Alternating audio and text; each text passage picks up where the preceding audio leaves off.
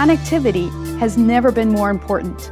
If the Affordable Connectivity Program ends, we will be closing the door to the next generation of leaders who need connectivity today to solve the problems of tomorrow. Commissioner Gomez turns to the socials to raise awareness on affordable broadband for low-income families. The agency reaches a six-figure settlement with a telecom that tried to trick people into enrolling in the broadband benefit as a prerequisite to get Lifeline phone service. And the Media Bureau affirms again that fatal flaws on LPFM applications cannot be fixed after the close of the window. All of that and more coming up. FCC.today, Beachy Bradley. This is FCC Today, the podcast for Leap Day, Thursday, February 29, 2024. As we have reported in the past, funding for the Affordable Connectivity Program, or ACP, is about to be completely depleted. Without congressional action, the ACP is expected to run out of funding within weeks. The ACP is a subsidized program that brings discounted broadband services to eligible low-income households. Today, the FCC released results from a survey of ACP households conducted last December. The survey shows that over two-thirds of households on ACP had inconsistent or no connectivity prior to the program. 72% of respondents say that they use their ACP internet service to schedule or attend healthcare appointments, and nearly half use it to complete work or apply for jobs. FCC Commissioner Ana Gomez has taken to social media with a series of videos in both English and Spanish to discuss the ACP. In one video, Commissioner Gomez explains what it would mean for the ACP to end. Like never before, closing America's digital divide is within our reach. Yet, we may soon take a big step back by allowing the Affordable Connectivity Program to close. Today, over 23 million households rely on the ACP to be able to afford their internet bill. But if Congress does not continue to fund that program, the FCC will be forced to shut the ACP down, and millions will lose their connectivity by April.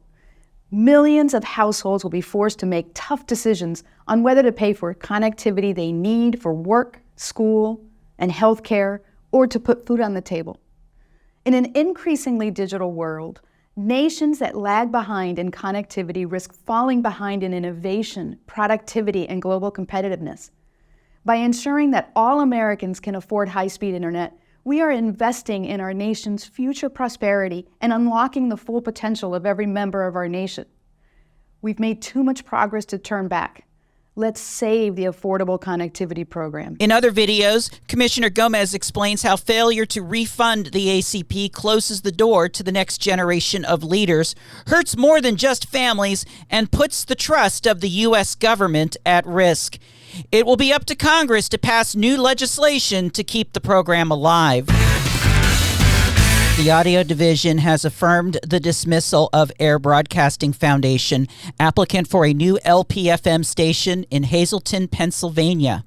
During the December 2023 LPFM filing window, Air had filed an application for an original construction permit to operate on 94.5, and that application was mutually exclusive with another applicant in Hazleton. On January 17, 2024, the division dismissed the application, stating that the applicant did not meet the minimum distance separation requirements with second adjacent channel station WQKX, Sunbury, Pennsylvania, by including a technical study demonstrating a lack of interference. LPFM applicants can request a waiver of the second adjacent channel spacing requirements.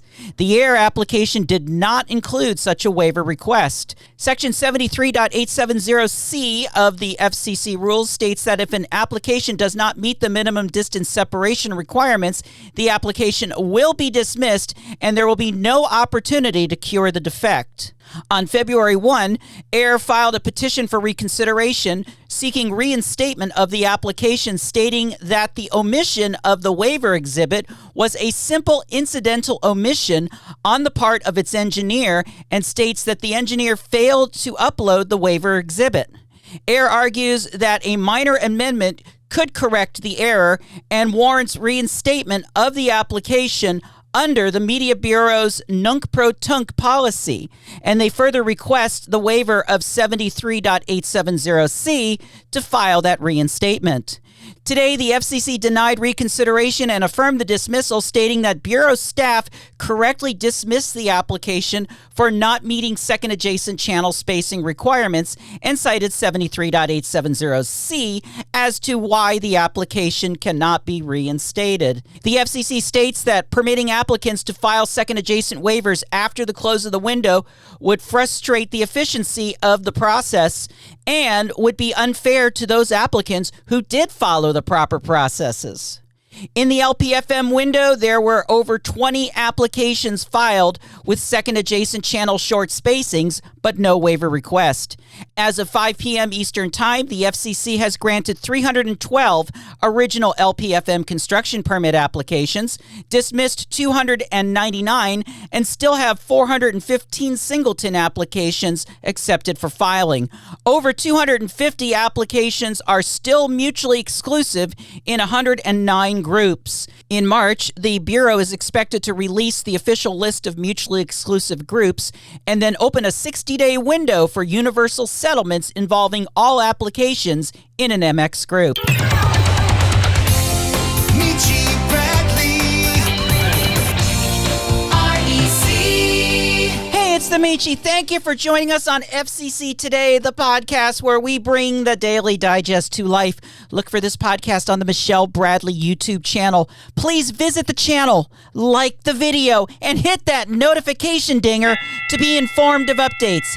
FCC Today is also available through major podcast providers and on the web at FCC.today. YouTube channel subscriptions are important to us, so please subscribe.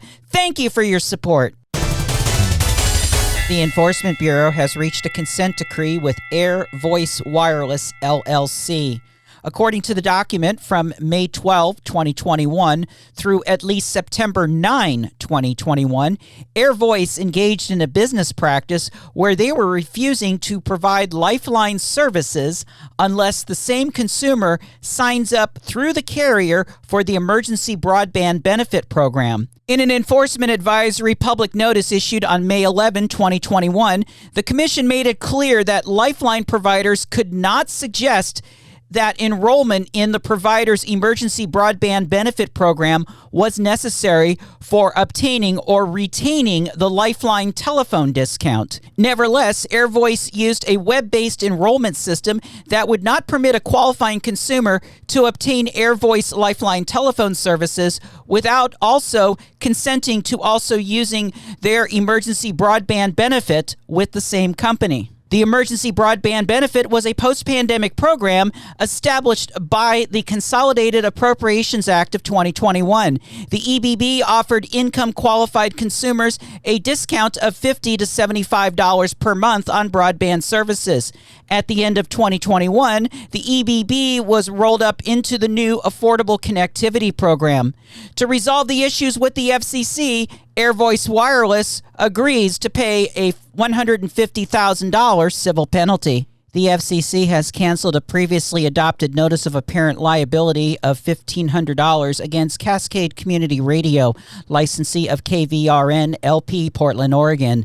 Since the station was first licensed on January 31, 2018, KVRN-LP has been silent for a total of 728 days, spanning two different periods of 364 days each. In their February 1, 2023 renewal grant, the FCC gave Cascade a short-term license of 1 year with their renewal application due on October 1, 2023. Cascade missed that renewal date, and on January 11, 2024, Cascade received the $1,500 NAL. Cascade has since filed their renewal application, which was granted today. Today, the Media Bureau also issued a notice canceling the $1,500 NAL based on a showing from the licensee that the forfeiture would be a financial hardship on the station. In financial and other statements submitted to the Bureau, it was determined that Cascade operated with no income from 2020 to 2022.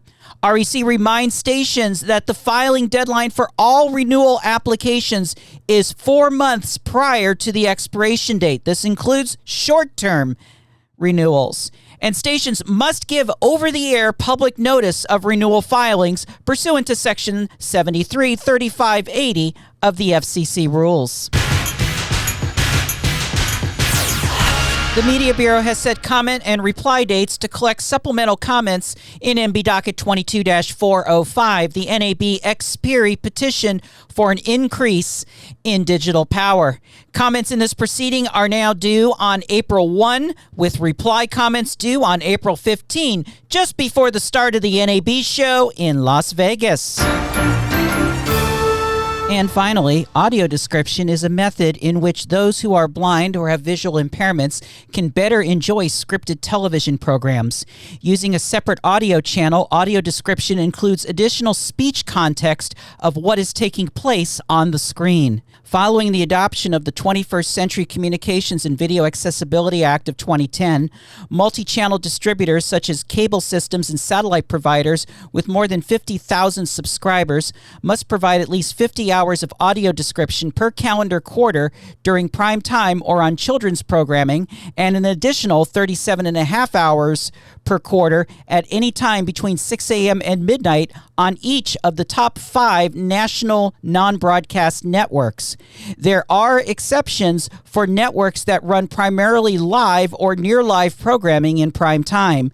The FCC recently granted such exemptions to Fox News Channel, ESPN, and MSNBC, as those networks carry a significant amount of live or near live programming. With all the exceptions that have been given, the top 5 national non-broadcast networks will be considered HGTV, Hallmark Channel, TLC, TNT, and TBS.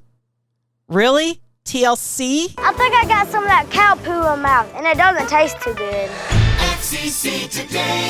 Is that really the future of vertical television? FCC Today, the podcast, is available on the Michelle Bradley YouTube channel. Please like the video and subscribe to the channel. It's also available on Podbean, TuneIn, Apple, iHeart, and other podcast providers. For up-to-the-minute action at the Media Bureau and throughout the agency, visit our website at FCC.today. REC Networks, always on at RECNET.com for assistance.